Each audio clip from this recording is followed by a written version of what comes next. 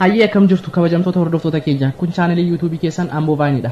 Maarree akkuma beekamu kana dura viidiyoowwan hedduu kanneen akka baacoo yookaan koomedii barnoota teekinooloojiidhaan wal qabatan akkasumas sirboota haaraa isin biraan geenyeerra. Har'as akkuma barame viidiyoo nama barsiisu tokko qabadhee isiniif dhiyaadheera. Qophicha waliin an Solomoon Gaarradooti. Garuu sana dura warreen chaanelii keenyaaf haaraa taatan subscribe gochuun maatii keenya ta'a nutti dabalamaa isiniin jenna. Tole qophiin keenya har'aa guyyaa fuuldura kana kabajamuuf jedhu yookaan Valentine Day jedhanii kan faranjoonni waaman. Afaan Oromoon immoo guyyaa jaalalleewwanii jennee kan waamnu irratti waan beekurraa xiqqoo isheen isiniin ga'a.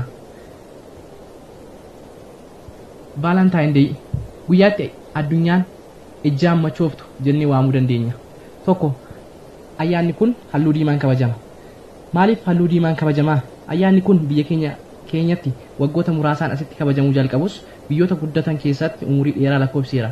Guyyaan kun guyyaa jaalalleewwanii ta'uu isaa darbee guyyaa ijaa ta'uun beekama.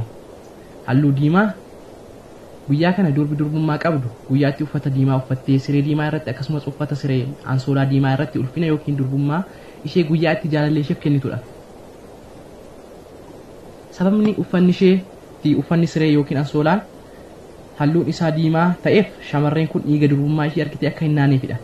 Kanaaf guyyaan kun kan inni halluu diimaan kabajamuuf hoteelonni biyya keenyaa kanneen kanan beeku fakkeenyaaf hoteelonni Finfinnee keessatti argaman baay'een isaanii guyyaa kana daraaraa diimaa fi siree uffanni isaa diimaa ta'e qopheessuun dargaggoota simatu. Dargaggoonni akka ijaniif bifa gargaarsaatiin siree qopheessuun simatu. Warra qarshii gahaa hin qabneef illee kophaatti tikkeettii qopheessuun lakkoofsa itti kennanii tartiiba lakkoofsa tikkeettii isaaniitiin turtii daqiiqaa 30 yookaan immoo sa'aatii tokkootiin dabareen seessuun guyyaa itti ejjiba bal'atuu fi seexanni ganfa isaa ol qabatudha.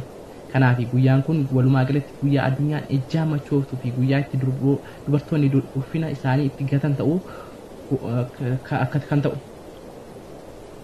Isinis kana hubattanii warreen uumaa keessan sodaatan akka irraa qusattan amsa keenya asumaan dabarfanna.